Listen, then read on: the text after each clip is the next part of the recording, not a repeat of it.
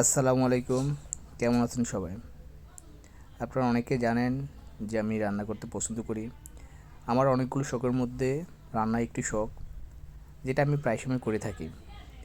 আজকে দুপুরের জন্য মিষ্টি কুমড়া ভাজি করতেছি। তো কেমন হয় উপরওয়ালাই ভালো জানে।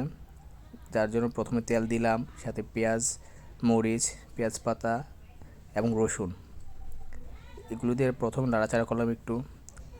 নাড়াচাড়া করার মধ্যেই এটা আস্তে আস্তে ভাজি হইতেছে। ভাজি হওয়ার এক পর্যায়ে পেঁয়াজগুলো একটু লাল হয়ে আসতেছে।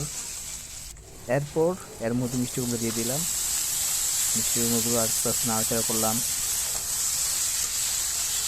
যা খুব আস্তে আস্তে এবং মিডিয়াম আঁচে রান্না করতেছি।